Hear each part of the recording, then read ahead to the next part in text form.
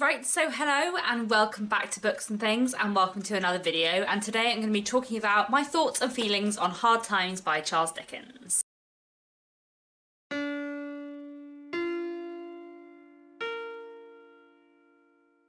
So if you don't know, I have been hosting a read-along over the last 18 months or so called the Mega Dickens Readalong, where we have been reading the novels of Charles Dickens in publication order. And the book that we read for February was Hard Times. As always, for the Mega Dickens Readalong, today I'm going to be talking about my thoughts and reflections on Hard Times. So the first half or so of this video will be spoiler-free, and then there will be spoilers at some point later in the video. I'll let you know when. So before I get into my thoughts about Hard Times, let me tell you a little bit about what Hard Times is as a book. So this is Dickens's shortest novel, and it is quite different in structure, I guess, and in premise and setting as well. So this is Charles Dickens's only industrial novel, his only novel set in the north of England, and this book is set in the manufacturing town of Coketown, which as a place is kind of loosely inspired by Preston, and it's about a man called Thomas Gradgrind who is very much concerned only with facts. He only cares about facts, and he thinks that imagination has no place in life. And we follow him and his family and what happens when they come into contact with a young girl called Sissy Jupe, whose father is a circus performer, and kind of how her world clashes against Mr. Gradgrind's world, I suppose. But there's a lot of other things going on too. We have Thomas Gradgrind's eldest daughter, Louisa, who is a young woman who is basically very, very emotionally repressed because her father believes that, you know, imagination and feeling aren't important, and we follow kind of how this affects her life. And we also follow a man called Stephen, who is a worker at one of the mills in the town, and we follow kind of his difficult life as well. And in this book we follow a few different characters who are kind of linked together by the setting of Coketown and also by a particular event that happens later on in the novel, which I'm not going to talk about because of spoilers. So I really enjoyed rereading this. I didn't read this physical copy. I listened to the audiobook narrated by Bertie Cavell, who was a really, really good reader. I really enjoyed the audiobook. I thought it was really, really well done. This was, I think, the 5th time that I've read Hard Times, but it's the first time I've listened to an audiobook, and I have to say the audiobook experience was really, really good for me, and it definitely helped with some of the dialect, which is a bit hard to read in Dickens's attempts to recreate Northern dialect on the page. So the audiobook was very good for that too. I definitely feel like I got more out of some of Stephen Blackpool's speeches, so that was good too. So to start off with my general thoughts about Hard Times, I have to say that I really enjoyed this reread. This is, as I said, the 5th time that I've read Hard Times, but I feel like it is definitely one that really improves with rereading because it's such an interesting and like thematically complex book, and I feel like it has gone up in my estimation on this reread for the Mega Dickens Readalong. Like previously I feel like I would have said that David Copperfield would rank higher for me than Hard Times, but I definitely don't think that'll be the case anymore. I did also find Hard Times to be like just a really nice change of pace, because it is so much shorter than other Dickens books.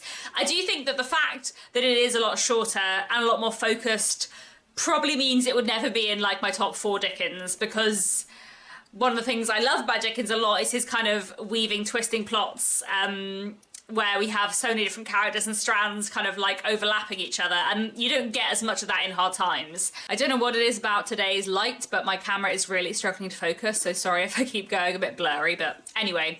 We will move on. As always in these videos, I want to talk a bit about where Hard Times fits in the chronology of Dickens's novels, because looking at how his work changes over time is something I find fascinating and one of the kind of points of the Mega Dickens Readalong, I suppose. And it's quite interesting to think about Hard Times kind of in its position in the chronology because it is such a different Dickens book. Like it comes between Bleak House and Little Dorrit, 2 of his longest books, both of which are literally more than 3 times the length of Hard Times, and both of which have a lot more in common with each other than they do with Hard Times. Like Little Dorrit feels like a very natural successor to Bleak House, but Hard Times kind of doesn't.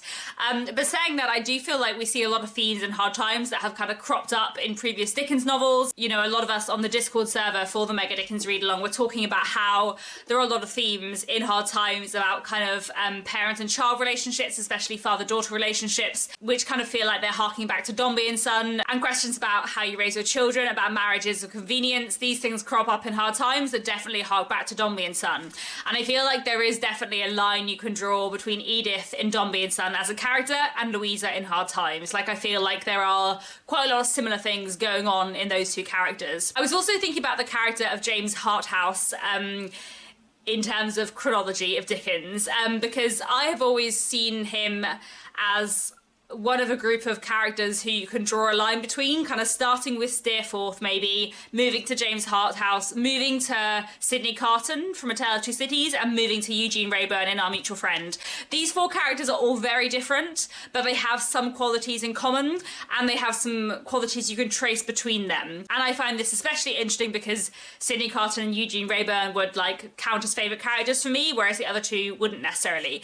But then someone on the Discord server said that James Harthouse kind of reminded them of Mr. Carker from Dombey and Son, which I found fascinating, and then once I thought about it, I couldn't stop thinking about it. I think it's possibly especially because the audiobook I was listening to, the voice for Mr. Harthouse was quite like the voice for Mr. Carker from Dombey and Son, that audiobook. Anyway, but there is a kind of quality in common between those two, though they are very different characters. So I've kind of found it interesting to think about Mr. Carker in relation to the other characters I was just mentioning, because he's very different. But anyway, I thought that was kind of interesting. I find like drawing lines between different Dickens characters, or looking at where like a particular element of a person or an element of personality might interest Dickens and then crop up in a few different books. Another thing that is very interesting in Hard Times is that the politics is like very much at the fore in Hard Times. Like Dickens always has a lot of social criticism in his books, but definitely in Hard Times, there is a point he wants to get across, and this book is there to get the point across rather than him just happening to get a point across through his novel, if you see what I mean. Like, I feel like Hard Times is very much led by the politics in a way that his other books aren't necessarily. Another thing that came up in my head when I was thinking about Chronology was thinking about the relationship between Louisa and Tom Gradgrind as siblings. They always kind of remind me of Lizzie and Charlie Hexam from Our Mutual Friend. Again, very, very different characters, but there's something about the sibling dynamic between Tom and Louisa which reminds me of the relationship between Charlie and Lizzie in Our Mutual Friend. And then that also kind of made me think about the siblings we have in Little Dorrit, and how there are definitely siblings of Little Dorrit who also take their sister for granted. So I was kind of thinking about how we might trace patterns to do with siblings through Dickens. So that was kind of interesting to think about as well. I feel like this was a ramble and I don't have many thoughts about that, but I guess I always find it interesting to look at like links between different Dickens books. Now, moving on to plot, there is not very much that I can say about the plot of Hard Times without going into spoilery detail. So I'm probably gonna not talk about the plot very much now and talk about it more later on in the video. Basically, there are kind of relatively big changes that happen relatively early on in Hard Times, but like not right at the beginning. And it's such a short book that I feel like I can't really say very much about the plot. But I will say that I think the plot is very, very good. There are maybe a few elements where it would have been nice to have more on them, but do I just think that because I'm used to a 300,000 word novel by Dickens rather than a 100,000 word novel by Dickens?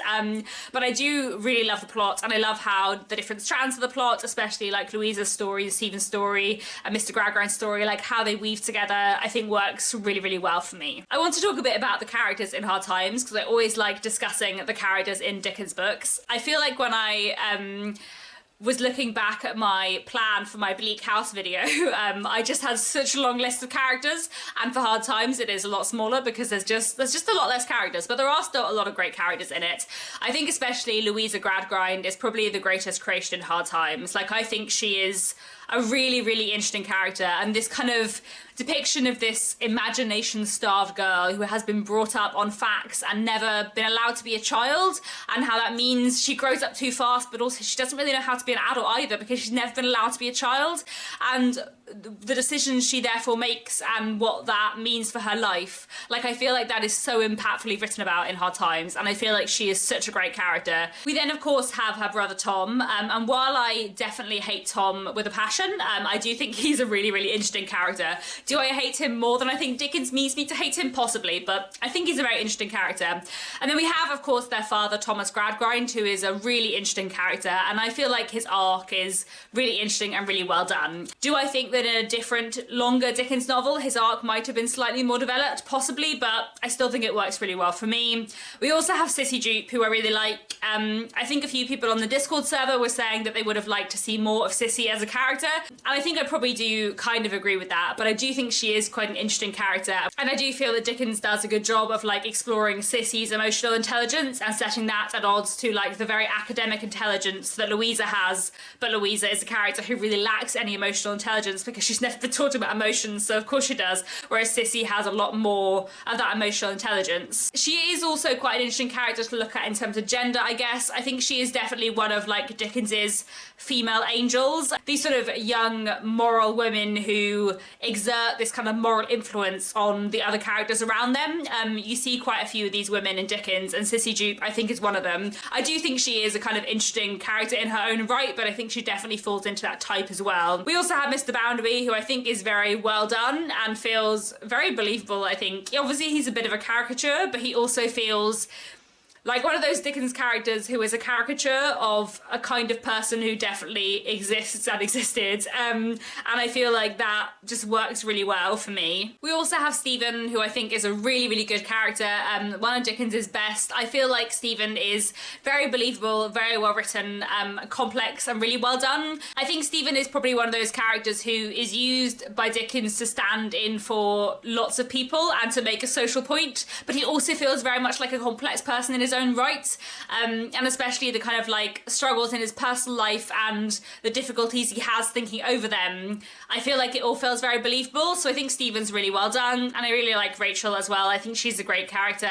We also have James Harthouse, another really interesting figure, and his sort of general disinterest in life and his boredom is really interesting. And I think that's one of the real reasons why he feels to me like a precursor for Eugene Wrayburn, who we'll meet in Our Mutual Friend, is because of that like boredom with life and that disinterest in anything except one thing that vaguely incites his curiosity but maybe doesn't give him good intentions. Like, I feel like he's just a very interesting character in that way. There's Mrs. Sparsit as well. I think she's done really well too. And then there are two characters I wanted to mention who I feel like I wish we had seen more of. And I do feel like while I love The Hard Times is a real change of pace for Dickens, it does feel quite short, and there are a few characters who I think are really interesting who we don't see that much of. So one is Mr. Sleary, who runs the circus. I feel like him and his circus troupe in another Dickens novel would have become these really like great eccentric side characters, but I feel like Sleary mostly just slightly vanishes from my remembrance,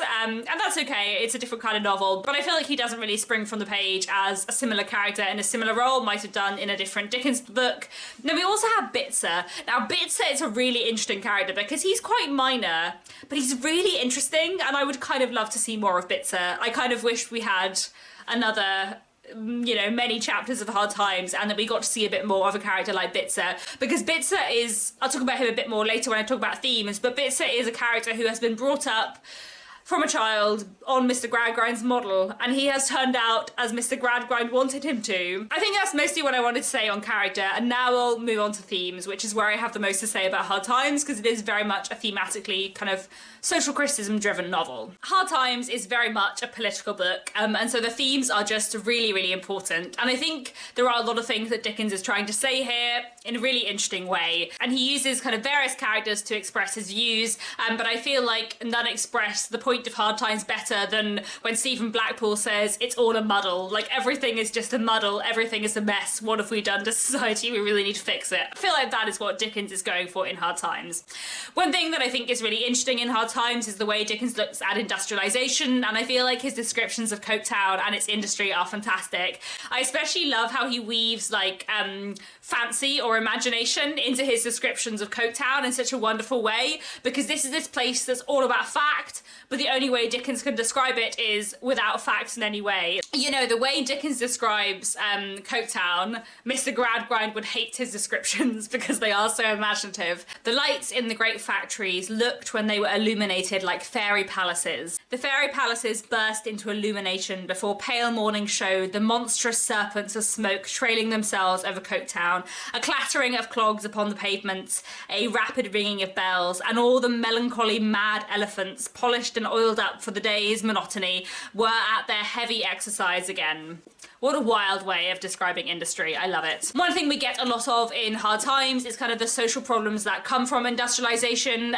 We get a sense of how difficult the lives of mill workers are. And Dickens also writes quite a bit about trade unions. It's really interesting to look at Hard Times in comparison with North and South here. I spoke a bit about the connection between Hard Times and North and South in my introductory video for Hard Times because they came out in the same year, one after the other, in the same magazine. And North and South is definitely a lot more sympathetic to trade unions, and anyone who's read North and South and Hard Times, like if you compare the characters of Boucher and Stephen in terms of their attitudes towards unions and the attitudes of other people towards them, it's really, really, really fascinating. Dickens' view of trade unions definitely seems like quite conservative and quite like critical of trade unions.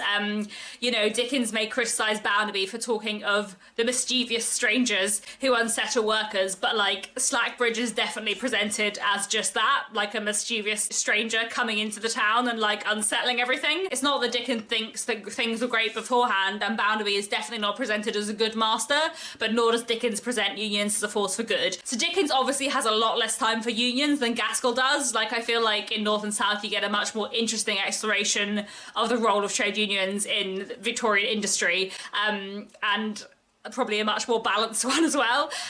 But, you know, it was kind of interesting to see what Dickens had to say about that. Another big theme in Hard Times is, of course, like the theme of facts, and facts versus imagination, and kind of what is valued both in life and in education. Education is a really big theme in Hard Times. You know, we have the very beginning of Hard Times where Mr. Gradgrind says to the school, "Now what I want is facts. Teach these boys and girls nothing but facts. Facts alone are wanted in life. Plant nothing else and root out everything else." And this is a really interesting theme throughout Hard Times, this idea of facts and like what is valued by society. And Dickens is definitely criticising utilitarianism and political economy and the dangers of these schools of thought. I'll read one passage which I find really interesting where Sissy and Louisa are talking about Sissy's kind of struggles to give the right answers in school. And Sissy says that the school teacher said to her, "Now, this schoolroom is a nation, and in this nation there are 50 millions of money. Isn't this a prosperous nation? Girl number 20, isn't this a prosperous nation? And ain't you in a thriving state?" "What did you say?" asked Louisa. "Miss Louisa, I said I didn't know. I thought I couldn't know whether it was a prosperous nation or not, or whether I was in a thriving state or not, unless I know who had got the money and whether any of it was mine. But it had nothing to do with any of that. That was not in the figures at all," said Sissy, wiping her eyes. "That was a great mistake of yours," observed Louisa.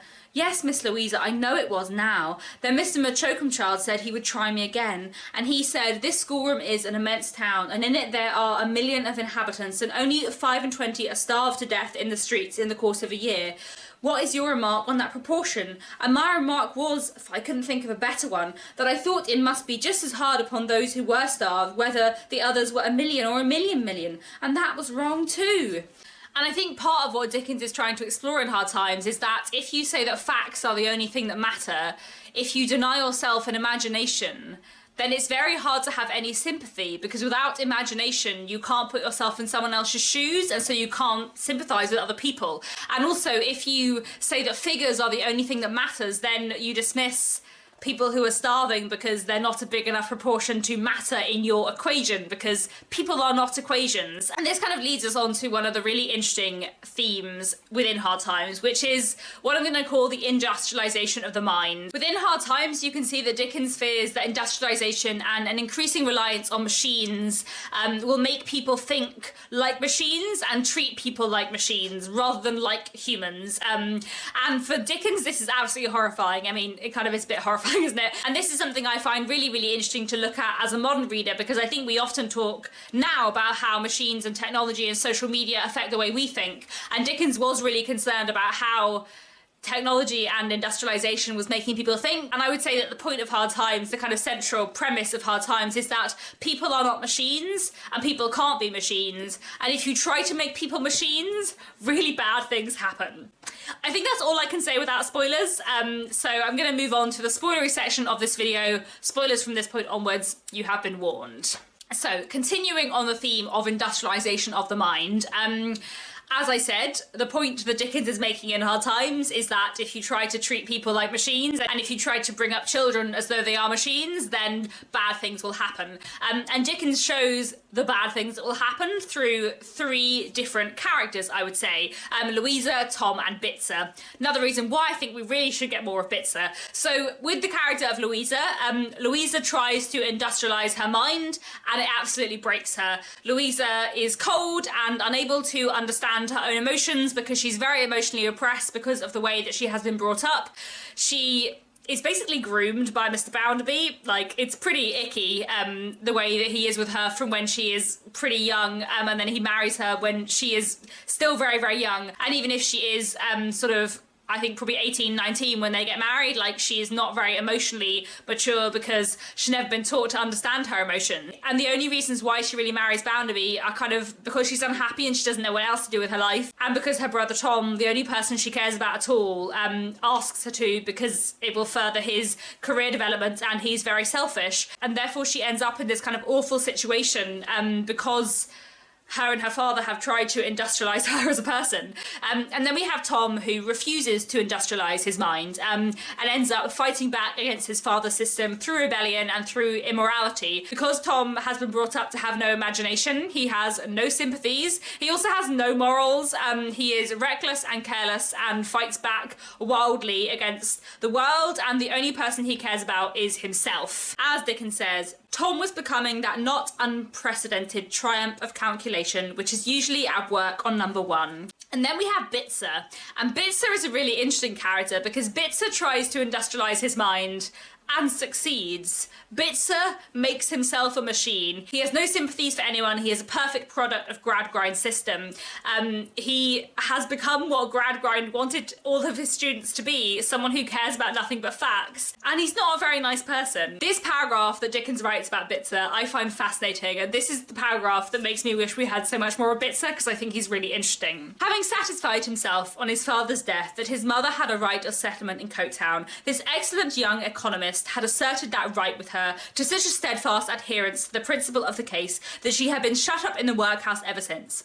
It must be admitted that he allowed her £0.5 of tea a year, which would weaken him. First, because all gifts had an inevitable tendency to pauperise the recipient, and secondly, because its only reasonable transaction in that commodity would have been to buy it for as little as he possibly could give and sell it for as much as he possibly could get. It having been clearly ascertained by philosophers that this is comprised the whole duty of man, not a part of man's duty, but the whole. And this is what Bitzer thinks. Bitzer thinks the whole duty of his life is to buy and sell, and to make money and to look after for himself. He lets his mother go into the workhouse and he sometimes gives her tea because that is the utmost of his kindness. And it's very interesting that at the end of the novel, Gradgrind's system kind of hits him in the face when Bitzer is the one who wants to turn Tom into the police after the bank robbery, because Bitzer thinks this will advance his career, and of course that's the only calculation he's making. Saying that, I do think Bitzer was right on that account, and I do kind of wish Tom had gone to prison. I don't think Tom had any right or any redeeming features to give him any right to get away with not only committing a crime, but also framing someone else for that crime. Like, I cannot stand Tom at all, and I find it interesting that Dickens obviously felt it was a more interesting ending that Tom got away, even though he then does like die far away regretting Louisa. But it's interesting that Dickens didn't choose that Tom should go to prison at the end. But anyway, the point is that Bitzer's lack of sympathy, which Mr. Gradgrind has like instilled in him from a young age, then poses difficulties for Mr. Gradgrind later when he has to try and get Bitzer on his side to try and persuade Bitzer not to turn Tom in. And then while we're on the subject of the industrialization of the mind, there's one quote I wanted to read which I really like, which Gradgrind says to Louisa after she has left Bounderby. Some persons hold that there is a wisdom of the head and that there is a wisdom of the heart. I have not supposed it so, but, as I have said, I mistrust myself now. I have supposed the head to be all-sufficient. It may not be all-sufficient. How can I venture this morning to say that it is? And I feel like that is another really important thing that Dickens is exploring in Hard Times, you know, the idea that there's more than one kind of intelligence and there's more than one thing to know, and it's not enough to know facts. You must also have understanding and feeling and emotion and compassion, and that's a really powerful theme in Hard Times, I think. Another big big theme in Hard Times is also that of marriage and sort of unequal and unhappy marriages. So within Hard Times, we have two very unhappy marriages in which people are trapped. We have Louisa and Bounderby, who are completely incompatible. She was barely old enough to know what she was doing when she agreed to marry him. She marries him simply because her brother asked her to. He has no like proper conception of her as a person, really, and they're definitely not suited to be married. And then we have Stephen and his wife. They married a long time ago. His wife has alcoholism, regularly leaves him only to return when she's in trouble. He would like to get a divorce so that he can marry Rachel, who he has been attached to for a really, really long time, but that's not possible. And I feel like both in Hard Times and also books like Dombey and Son, Dickens is really criticising the rigidity of the Victorian marriage system and the inflexibility for if mistakes have been made. I will say that I don't think Stephen's wife's alcoholism is treated with like that much sympathy, which I find like a little bit frustrating to read at points. I don't know, it's difficult because I think Rachel has a lot more sympathy for Stephen's wife than Stephen does, and Stephen also feels guilty about the lack of sympathy he sometimes has, which I do think feels very believable, but I also slightly struggle with the presentation of that in Times. To move on from that point to the point about divorce, I think Dickens is really criticising like the unequal availability for divorce depending on class. We have this really interesting discussion between Mr. Bounderby and Stephen, where Stephen is saying, is there any way that I can be free so that I can marry the woman I love rather than being trapped in this marriage that isn't really a marriage? And Mr. Bounderby says, there is such a law, but it's not for you at all. It costs money, a mint of money. And basically Dickens is criticising the fact that within the Victorian system, there are different rules about marriage for people of different classes, and different people are trapped to a different extent, and that's really interesting, I think. Before I move on to spoilery things about the plot, there's one other thing I wanted to say about facts, which I wanted to put in the spoilery section of this video, and that is that I feel like Dickens is very good at establishing the hypocrisy of these people who claim to believe in facts. You know, both Gradgrind and Bounderby are hypocrites who don't believe in facts as much as they say they do, and we know this like right from the start. In the very first chapter, when Mr. Gradgrind is talking to Sissy Jupe, when Sissy Jupe explains what her father does, Mr. Gradgrind says that she can't say that he belongs to the horse riding or that he's involved in the circus. He says that instead, because part of Sissy's father's job is probably to heal the horses, look after them when they're sick, and also break them in, he says that therefore Sissy should say that her father is a veterinary surgeon, a farrier, and a horsebreaker. But he's not. He's a circus performer. But Mr. Gradgrind has no interest in that fact because it's not a fact that suits his model. It's not a fact that he thinks is acceptable, so therefore he pretends it doesn't exist, which, you know, is not really what someone who actually cared about facts would do. And then, of course, we have Mr. Bounderby, whose whole life story is built on a lie. He says that he is a very straightforward, down-to-earth person who likes facts, but he has been telling everyone a whole fabricated history of his life where he was born in the gutter and had nothing and was like regularly beaten by his grandmother, whereas in fact that is proved not to be the case at all. Which takes us nicely on to talking about some spoilery things to do with the plot, because I really enjoy Mrs. Pegler, and I feel like the twist that she's actually Mr. Bounderby's mother is really great. I can't remember if I guessed it the first time I read Hard Times. Rereading it feels really obvious, but I can't remember if I thought it was to begin with. But I just think it's such a great moment that for all his bluster about facts, his whole life story has been a lie. And I think it's really interesting that Mr. Bounderby is from a respectable kind of upper working class family. And he has pretended to be from a sort of lower working class / underclass background in order to make the fact that he's a self-made man even more impressive. It's very important to Barnaby that he is a self-made man, so he wants to say that he is even more self-made than he is, which is interesting. I do find Mrs. Pegler a very sad character. Like, I feel like Bounderby is a horrible person, and the fact that she still like thinks he's great and that she's sort of proud of him when he has completely dismissed her and treated her so cruelly, I find that like very hard, but I do think it's very well done. I wanted to talk a little bit about the bank robbery because I think it's a really good plot line that is done well, and I think there's a few kind of interesting points in it. One, of course, is to think about like Dickens's interest in crime, which you see in a lot of his books. And one thing that I also think is interesting is that Tom only takes the money he needs to pay off his gaming debts. He doesn't take more, even though he could. Which I do think is quite interesting because, as I said, I really hate Tom as a character, but I think the thing I hate him for most is the fact that he frames Stephen. And I think one of the reasons why Tom frames Stephen is because he doesn't think that Stephen matters because of Stephen's social position, and because he thinks he can get away with it. He seeks an opportunity. Then we also have Stephen and Rachel's tragic love story, which I did want to mention because I think it is one of Dickens's best drawn love stories in some ways.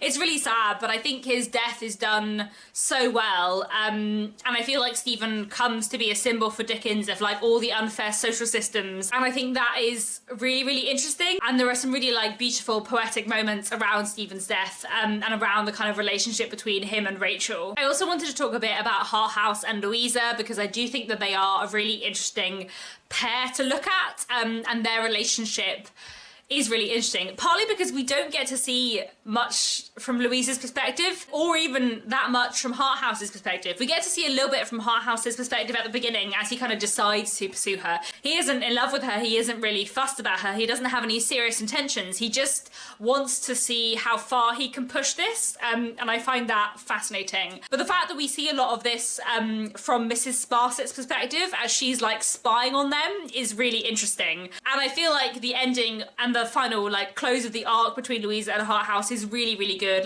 The ending of book 2 when Louisa goes to her father, I think is so well done. I think it's one of Dickens's best scenes. The conversation between Louisa and her father is just so well done. I have not disgraced you, but if you ask me whether I have loved him or do love him, I tell you plainly, father, that it may be so. I don't know. Well, she doesn't know if she loves James Harthouse because she's been brought up to not understand emotion in any way, because she's been brought up thinking that emotion is bad and you should only care about facts. This night, my husband being away, he has been with me, declaring himself my lover. This minute he expects me, for I could release myself of his presence by no other means. I do not know that I am sorry. I do not know that I am ashamed. I do not know that I am degraded in my own esteem. All I know is that your philosophy and your teaching will not save me. Now, father, you have brought me to this. Save me by some other means. Oh, it's so good. It's really, really, really good.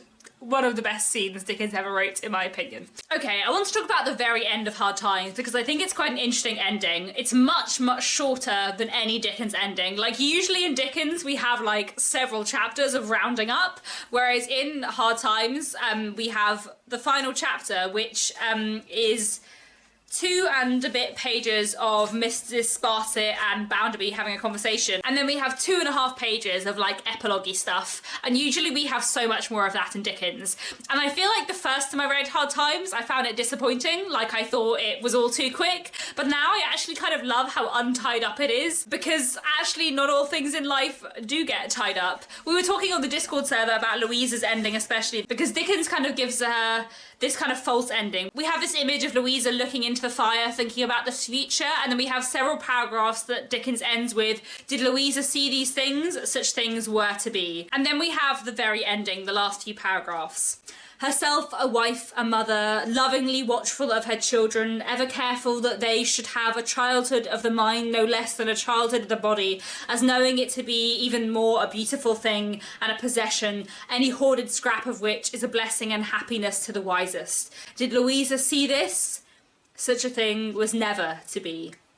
But happy sissies, happy children loving her, all children loving her, she grown learned in childish lore, thinking no innocent or pretty fancy ever to be despised, trying hard to know her humbler fellow creatures and to beautify their lives of machinery and reality with those imaginative graces and delights, without which the heart of infancy will wither up, the sturdiest physical manhood will be morally stark death, and the plainest national prosperity figures can show will be the writing on the wall. She holding this course as part of no fantastical vow or bond or brotherhood or sisterhood or pledge or convent or fancy dress or fancy fair, but simply as a duty to be done. Did Louisa see these things of herself? These things were to be.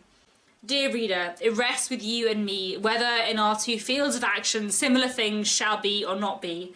Let them be. We shall sit with lighter bosoms on the hearth to see the ashes of our fires turn grey and cold. And I feel like this is a really interesting ending for lots of reasons. One, because we get this false ending for Louisa that Dickens then flips. I think there's a few things that Dickens could be saying here. Is Dickens saying, Louisa has been really scarred by her experiences, and so she's not going to get a traditional happy ending because, you know, sometimes that doesn't happen? Or is Dickens saying, you know, Louisa isn't gonna get married and have kids, but there's other ways for her to have a happy ending? And actually she does have a happy ending. She learns a lot about herself and she's kind to other people. And I think the implication is that she has a happy life through doing good and through understanding herself and other people better. And I think that is really interesting. And then we have that final paragraph where Dickens ends on the message and kind of addresses the reader directly, saying, you know, make sure that the world is better. Anyway, I think that's mostly what I wanted to say about Hard Times. This is obviously a shorter book than most Dickens books, but I don't know if this video will be shorter than most of my Dickens videos. I still feel like I've rambled on for quite a while, but regardless, I think this is a really interesting novel, and one that I really enjoyed rereading. Like I said, definitely one that's gone up in my estimation or my ranking on this reread. So do let me know down in the comments what you thought of Hard Times. That's all for now. Thanks so much for watching, and I'll be back very soon with another bookish video.